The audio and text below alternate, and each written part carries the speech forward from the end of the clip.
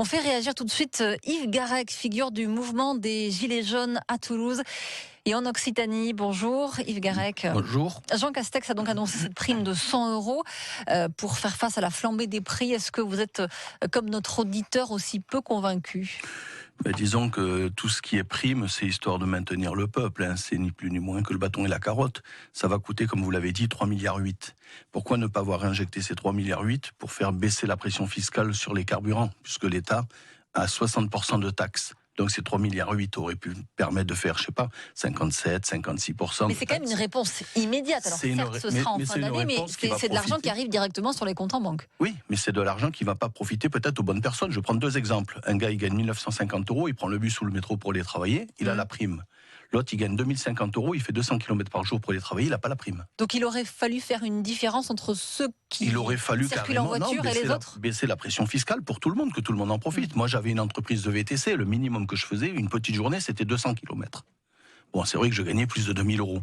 Mais c'était une petite journée à 200 km. Je faisais un Barcelone, c'était 700. Un Bordeaux, c'était 500. Donc, le carburant, c'est pour ça que je suis descendu dans la rue en 2018, parce que j'avais une pression fiscale. Mon poste carburant avait explosé. Vous estimez que c'est juste une réponse politique à 6 mois de la présidentielle, c'est pour calmer tout le monde ? Ni plus ni moins. Mais là, on est en train de faire encore une barrière avec le pass, le masque, tout ça, pour les Français. Il y a des Français qui y ont droit et d'autres, ils vont pas y avoir droit. Donc Emmanuel Macron n'a pas compris, après toutes ces années de mouvement. On a les, comment je les appelle, les pieds nickelés au gouvernement, Croquignol, Ribouldingue et Filochard.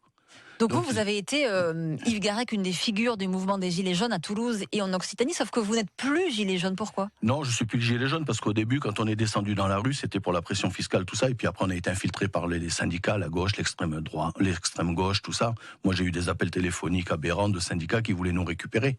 Donc, et là aujourd'hui, vu l'état des Français avec cette flambée des prix, est-ce que vous vous dites, ça y est, moi je repars dans la rue ? Mais je suis redescendu, je redescends. Je suis contre le pass sanitaire, pourtant j'ai été vacciné et je travaillais au vaccinodrome.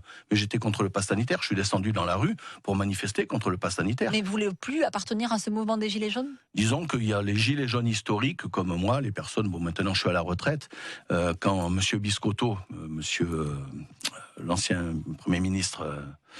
Édouard Philippe. Voilà. Quand il a dit mais plus personne sur les ronds-points, il a envoyé tous les gilets jaunes dans les centres-villes, il y a eu la casse, les historiques, on s'est retirés. On voulait plus faire partie de ce mouvement d'anarcho-syndicalistes et de Black Bloc. Il est trop hétéroclite aujourd'hui ce mouvement des gilets jaunes. Oui, mais il est polyforme, il est hétéroclite, mais il a été vampirisé par la gauche et l'extrême gauche. Mais est-ce que vous pensez qu'il va retrouver de la force ? Est-ce que vous pensez que ça y est, il faut se préparer à revoir des gilets jaunes en nombre dans les rues ? Il peut retrouver de la force, mais pas sous la même forme.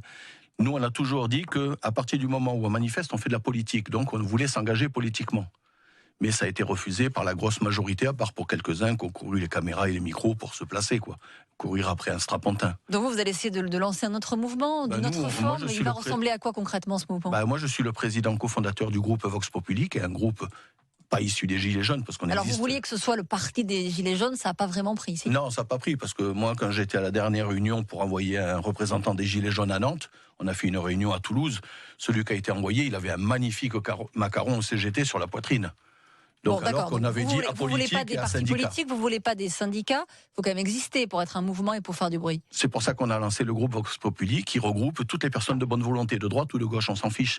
Moi, que le mec il soit communiste ou qu'il soit les républicains, du moment qu'il est de bonne volonté, qu'il vient avec des idées, il sera accepté chez nous. Donc nous, on est en train de relancer, on avait même prévu, ça se fera pas, mais si on avait pu envoyer quelqu'un à l'Élysée.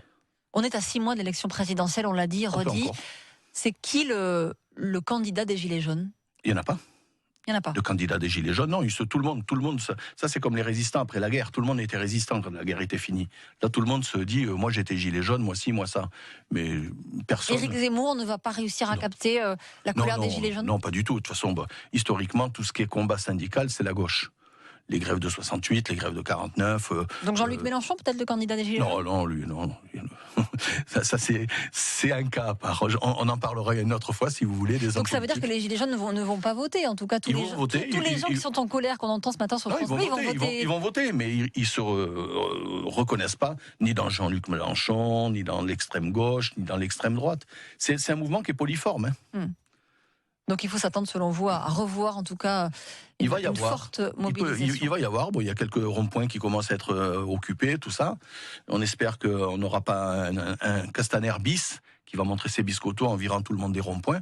C'est lui qui a mis, excusez-moi, le Et sur les WAG. ronds-points, vous n'aurez pas le gilet jaune, donc si je comprends bien. Ah si, moi je l'ai. Bon. Moi, de toute façon, quand je défile le samedi, j'ai ma D'accord. pancarte, Bon. j'ai mon gilet jaune. Mais vous voulez pas être étiqueté gilet jaune.